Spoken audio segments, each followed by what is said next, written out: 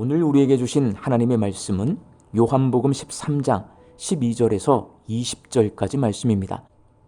그들의 발을 씻으신 후에 옷을 입으시고 다시 앉아 그들에게 이르시되 내가 너희에게 행한 것을 너희가 아느냐? 너희가 나를 선생이라 또는 주라 하니 너희 말이 옳도다. 내가 그러하다. 내가 주와 또는 선생이 되어 너희 발을 씻었으니 너희도 서로 발을 씻어주는 것이 옳으니라. 내가 너희에게 행한 것 같이 너희도 행하게 하려 하여 본을 보였노라. 내가 진실로 너희에게 이르노니 종이 주인보다 크지 못하고 보냄을 받은 자가 보낸 자보다 크지 못하나니 너희가 이것을 알고 행하면 복이 있으리라. 내가 너희 모두를 가리켜 말하는 것이 아니니라. 나는 내가 택한 자들이 누구인지 알미라. 그러나 내 떡을 먹는 자가 내게 발꿈치를 들었다 한 성경을 응하게 하려는 것이니라. 지금부터 일이 일어나기 전에 미리 너희에게 일러둠은 일이 일어날 때에 내가 그인 줄 너희가 믿게 하려 함이로라. 내가 진실로 너희에게 이르노니 내가 보낸 자를 영접하는 자는 나를 영접하는 것이요 나를 영접하는 자는 나를 보내신 이를 영접하는 것이니라. 아멘. 조선시대 율곡이이 선생이 군사부일체라는 말을 통해 임금과 부모와 스승의 은혜는 동일하다고 말할 정도로 우리나라는 스승과 제자의 관계를 임금과 신하, 부모와 자녀의 관계와 동급으로 여겼습니다. 안타깝게도 지금은 그런 관계가 모두 무너져 버렸지만 동양이나 서양이나 관계없이 과거에는 스승과 제자의 관계가 율곡이이 선생이 말하는 그런 관계였습니다. 예수님 당시에도 마찬가지였습니다. 그래서 선생님이신 예수님이 제자들의 발을 씻겨준 것은 너무 파격적인 일이어서 제자들이 큰 충격을 받았을 겁니다. 그렇게 충격을 받은 제자들에게 예수님이 내가 너희의 선생이고 주인인데도 불구하고 발을 씻겨준 이유는 너희도 서로 발을 씻겨주라고 그렇게 한 것이다 라고 말씀하십니다. 예수님은 제자들이 서로 발을 씻겨주도록 하기 위해 몸소 본을 보이신 것입니다. 저는 어제 주일 설교에서 제자들이 서로 발을 씻겨주는 것을 발에 묻은 먼지와 같은 상대방의 허물을 씻겨주고 닦아주고 덮어주는 것이라고 말씀을 적용시켰습니다. 오늘 본문 말씀에서 제자들의 발을 씻겨주신 예수님이 15절에서 내가 너희에게 행한 것 같이 너희도 행하게 하려 하여 본을 보였노라고 말씀하신 후에 17절에서 너희가 이것을 알고 행하면 복이 있으리라 라고 말씀하십니다. 그런데 제자들이 예수님을 따라하기가 결코 쉽지 않습니다. 제가 장애인 공동체에서 자원봉사를 한 적이 있습니다.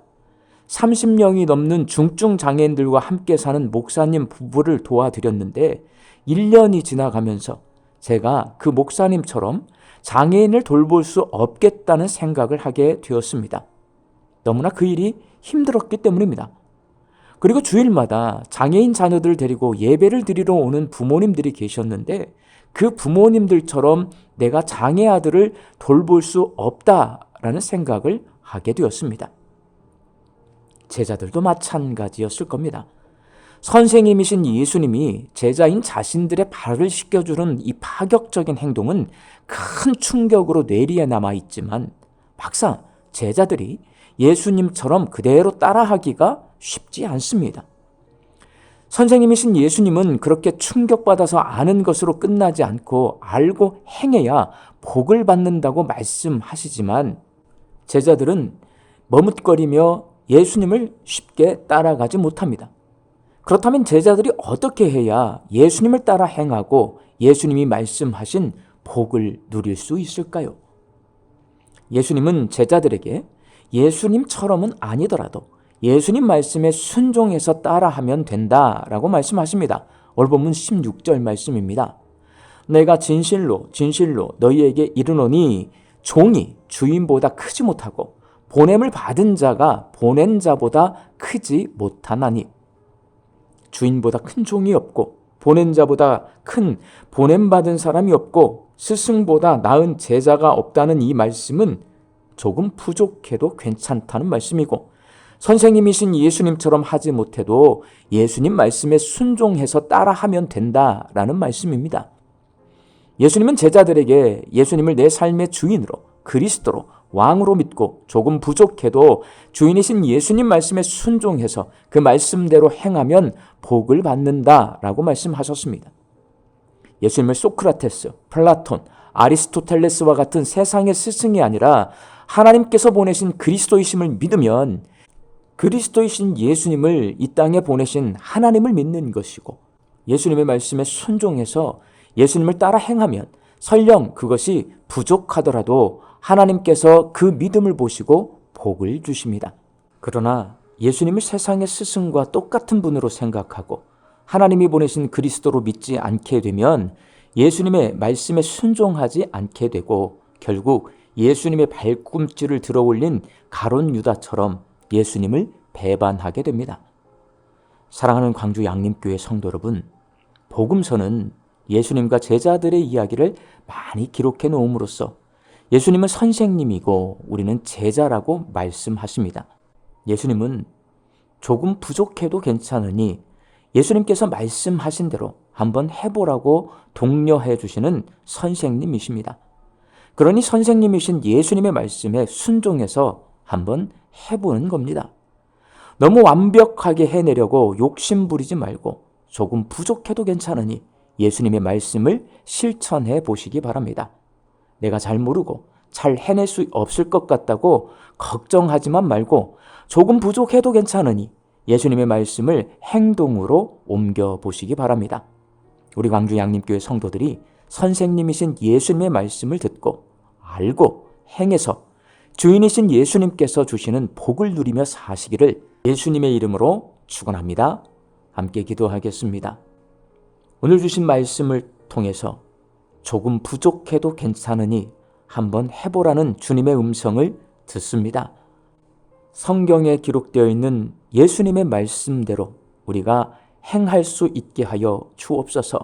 너무 완벽하게 행하려고 욕심 부리지 않고 내가 할 수 없다고 걱정하지 않고 선생님이신 예수님의 말씀을 행할 때에 오늘 말씀에서 약속하신 우리 주님의 복을 누리며 살게 하여 주옵소서. 이 한 주간 우리 양림교회 성도들이 한 목소리로 기도합니다. 혼란스러운 국내 정세 가운데 하나님의 질서와 의가 바로 세워지며 하루속히 전국이 안정되게 하여 주옵소서.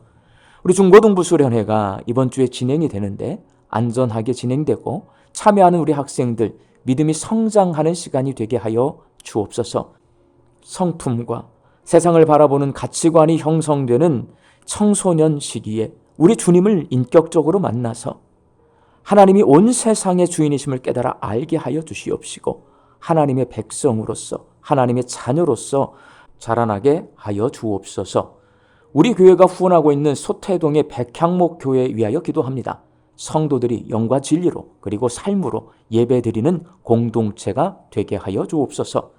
이 한 주간도 우리 양림교회 모든 성도들의 일터 위에 복을 내려주셔서 일용할 양식을 풍성히 거두게 하여 주옵시고 흩어져 살고 있는 우리 자녀들 그리고 가족들 안전하고 건강하게 주님과 동행하는 믿음의 삶을 살게 하여 주옵소서.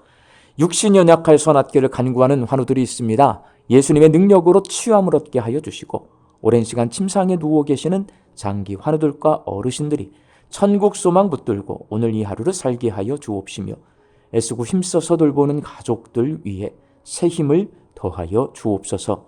예수님의 이름으로 기도하옵나이다. 아멘.